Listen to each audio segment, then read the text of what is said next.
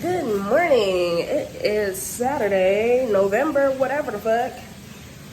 And I'm feeling good, feeling great. So, a couple conclusions that I came to over the past couple of days. So, I won't lie, healing, journaling, somatic therapy, all of that stuff is so much easier when you're in a space that is conducive to the healing that you're trying to do. That's number one. That has been great. That has been amazing. Not only that, it feels like little tiny things, like physical things that I was dealing with for a long time, whether it be when I had gotten sick in 2023 or when I had the seizures in July. The tiny stuff that I'm just like, okay, this residue is really pissing me off. Physical symptoms.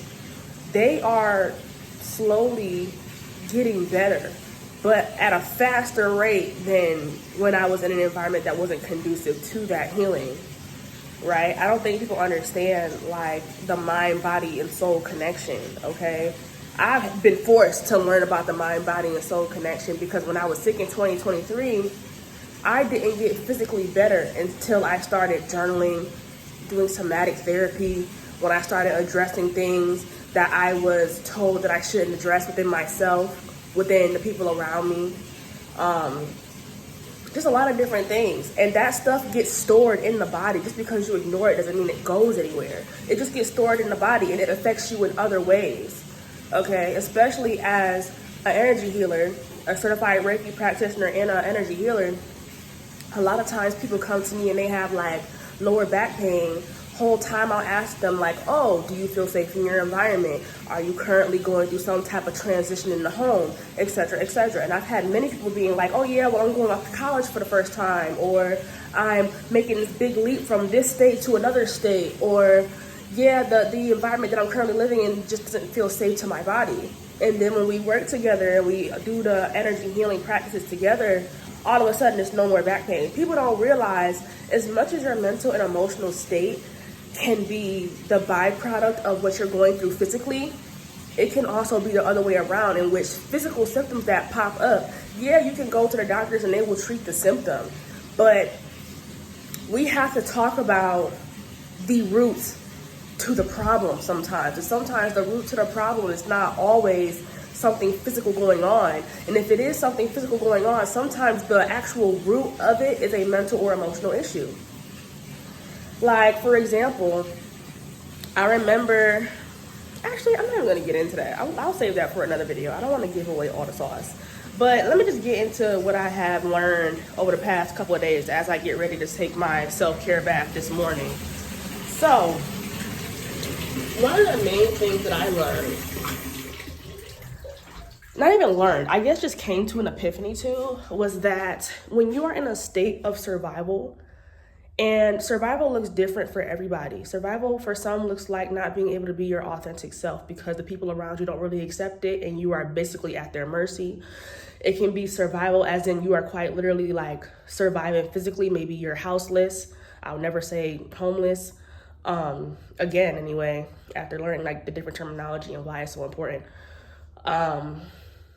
Yeah, there are everybody's version of safety and what makes them feel unsafe is very different. However, it is very hard to walk in authenticity. It's very hard to walk in truth if you are constantly surrounded by people who have been used to handing down to you the mask that they were forced to put on, whether it be people at school, work, family, whatever, right? And at first, when I had got here, I was trying my best to be present, but I found out, or I quickly realized that I couldn't be as present as I wanted to be because I was still so angry at the way that I was treated. And honestly, it's way more than okay to be angry. I 100% deserve to be angry, right? But I also deserve to be joyful. I also deserve to be happy. I also deserve to be able to bask in the fact that I wrote down the address to this apartment. I heard that I was going to get this apartment. I knew what my circumstances looked like from the outside, but still I kept going with the notion that I was going to get this apartment. I continued to pack up my shit. I continued to throw away stuff that I didn't want to take with me in this next chapter of my life. I continued to move in faith that what I heard was absolutely correct. And it was finally time for me to pour into me, instead of those who don't even pour into themselves and who will never see the type of healing that I have undergone and that I continue to do as something that is necessary, as something that is the right thing to do, because they benefit off of the systems that keep other people in the family silent, keep other people in the community broken, to keep other people in the community under the thumbs of other people, right? So saying all that to say, hell yeah, I deserve to be fucking angry. But I also deserve to give myself the chance to explore who I am outside of survival, outside of having to hide certain aspects of my personality because it would just be met with opposition. It would just be met with confusion, and yeah, it just wasn't a safe space, okay? I finally have the chance to do that at the fullest capacity. I took a bath last night after my nervous system was really dysregulated. I just, like, any noise, anything, any light, everything was just fucking irritating, okay? Work was something, and I really just needed to decompress, but I really didn't know how. Like, I had a routine back at the last place that I lived at, and, you know, it worked for what it could anyway. But here, where I am not immediately being met with any energetic heaviness or denseness, it's very hard to learn how to regulate in a place that is not setting off my fight or flight, right? Because it's a very safe space here. The community is safe, my room is safe. Hell, I fucking left my car window down on accident. Person literally sitting in the left seat. Not even gonna lie to you, I was just so tired. I wasn't even thinking straight. But all my shit was there. It is safe over here, okay? But either way, I'm like, I don't know how to decompress in an environment that is still safe, because you still do have to regulate your nervous system. Even if you're in a safe environment, it's not just for when you feel as though you are in fight or flight, right?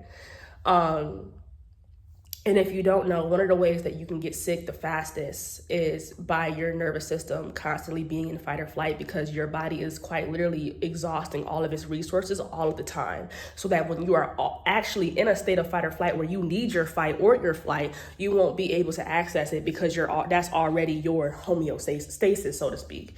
So knowing that, and me having my time with being ill, that's really important to me, right? That wasn't something that I was taught, you know, that was something that I had to learn through my own experiences. And then eventually along the way, found therapists, found so many people where they're on a similar journey, or they've studied it, and it's some type of area of psychology or somatic practices that they study, whatever it may be, right? So like I said, going back to where I got in the bath. I had like some rose Dr. Teals, and I had gotten with the intention that I could be as present as possible. I could be as serene as possible, because that's what I deserved, right? There has to be some type of balance. Yeah, you can be angry, but when you have been blessed, you have to be present, or you will never be able to really enjoy the blessings that you get in this life. So that was my intention for the bath, for me to be able to be present, for me to be able to be serene, for me to be able to really sit in the fact that I wrote myself letters every year. There's this app called Future Me where you can send your future self letters. And every time I would read those letters, somewhere within the letter, it would be, did we finally get out of there? Did we finally get out of there? And I would cry, because it's like, No, because now X, Y, and Z happened and now I have to pay for this or whatever it may be. And I know I wrote a letter to myself. It should be coming in the next couple of days, actually, from November, and it's going to ask somewhere in the letter the same thing. And this will be the first time that I get to write to my future self and be like, bitch, we fucking made it. And that makes me so happy, but I just haven't been able to bask in that the way that I would want to, because I've been so focused on my rightful anger, okay? Because like I said, when I had those seizures, I was told, God told me, that was the last straw. That is the last time you have seen everything that you need to see from these people. Now, in this next chapter, you get to decide how you move with them going forward. We are getting you out of there. And I believed him. I believed what I heard. I held on to that when I had to be somebody else out of survival. I believed that when I had to keep my head down, and I believed that, okay? When I had to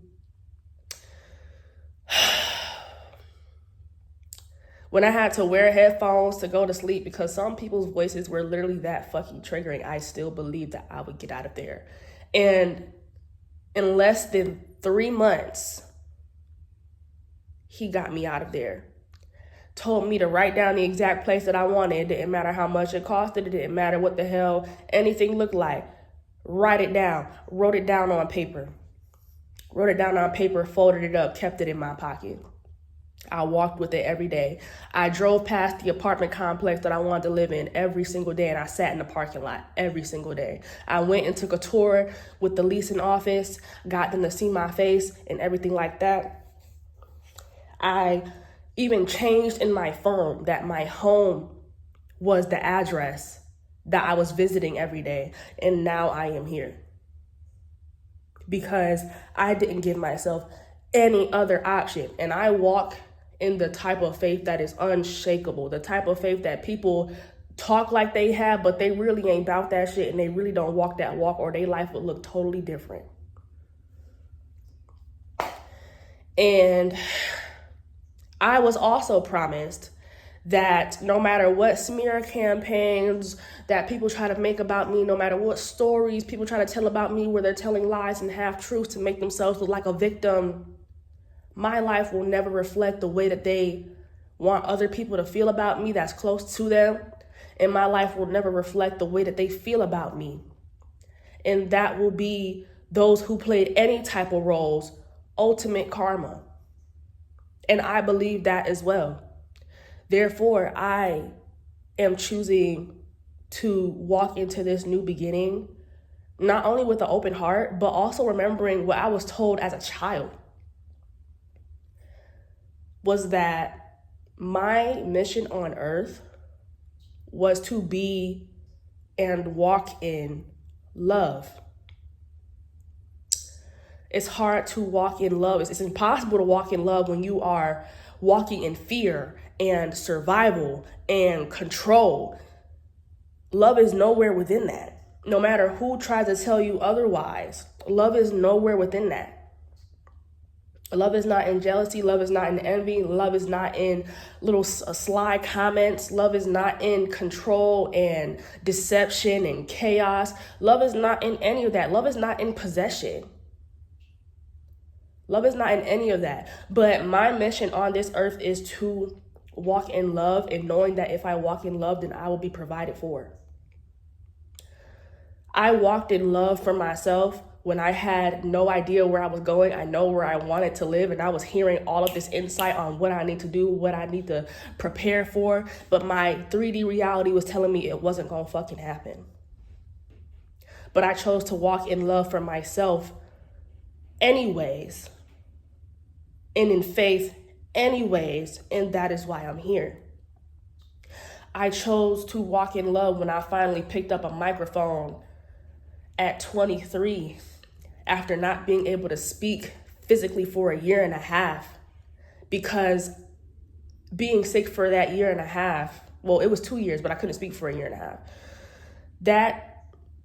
gave me all the ammunition that I needed to know just how powerful my voice has always been, and that's why my voice has always been under attack. My voice has always been something that shook rooms. It has always been something that shakes people to their core, whether they like that shit or not. They can say a lot of shit, but they can never say that I didn't tell the truth.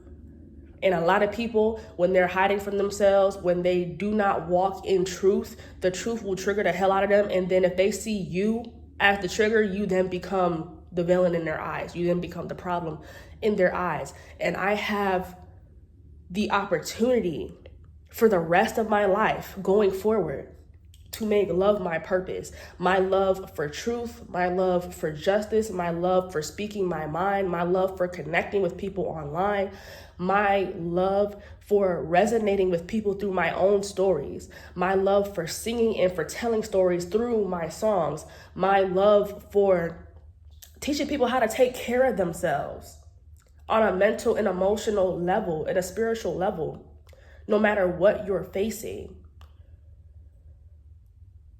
I have been training for this damn near my entire life. I had somebody from like middle school like comment on Facebook, "Oh my God, do y'all remember Tiara?"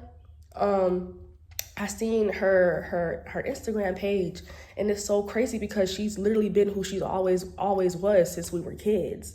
And I never even noticed that people even perceived me honestly at all in a way where someone would even remember about me, like what shit 14 years later. But hell yeah, I have the chance to return to who I was as a kid.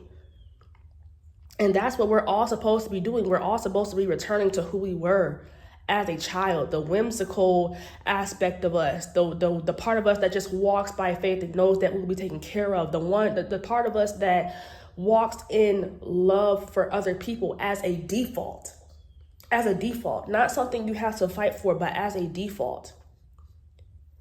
And not really tolerating or not being afraid to speak up about things that do not align with that energy, because kids are like that. Kids don't give a fuck. Okay, I had the chance to return to who I was as a child in a space, in a life that is a conducive environment for that to grow. And that should be my main focus. Although, yes, I do deserve to be angry. The balance of that, the yin and yang of that, the opposite of that also needs to be embodied, though, is that I also deserve to make love my purpose the way I always knew that it was supposed to, the way that I always fought for it to be. Some days it was hard for me to do that because I was in such a state of fear and survival, and I felt powerless, bro. I felt powerless. And it's hard to even keep your mental straight when you're in that type of environment. But I'm no longer in that type of environment. I am in a season of my life where exactly how you treated me is exactly where you will be placed in my life. I am in a season where the people who genuinely see me for me and who clap for me and who want me to be my authentic self are not only in my life, but are also continuously being brought into my life. I'm constantly attracting people who are on a similar journey as I, and we can respect that about each other and walk this life together, okay? So community is also a really big thing, because love, community, authenticity, that sounds like a dream to me. I wish I could show, which I probably will show, like a lot of the letters that I wrote to myself over these years. I mean years of letter. I would write a letter to myself 6 months from now and a year from now for years. And I'm just very proud, and I deserve to sit in that proudness just as much as I sit in that anger. I deserve to sit in that happiness just as much as I get to sit in other people's betrayal, and really sit with the fact of like, okay, yeah, these people were never really for me. I also get to do the opposite and be like, bro, but look at all of these hearts that I'm touching simply by being myself, by showing the parts of myself that I was told was not good enough or was a problem. Like, I was told that my voice was a problem, speaking the truth was a problem, that I should just shut the fuck up. Whole time, I show my face to the world and have shown my face to the world and for so many years now. And they're like, oh my God, thank you for validating this for me. Thank you for being a voice for me. Thank you for putting into words what I have not been able to, but what I always felt. Thank you. It's so crazy how the one thing that people will try to take away from you your whole life actually turns out to be your purpose. And with that being said, the best way that I can honor myself, the best way I can honor the Creator, the best way I can honor everybody who helped me get to this point. My bad, the shit died. The best way that I can honor them is quite literally sticking to the mission that I know that I was meant to do since the day that I was fucking born. Since I could fucking talk, honestly. Since I could fucking talk. Sticking to what my life's mission is. That's the best way I can honor all of that. And I'm gonna leave that there.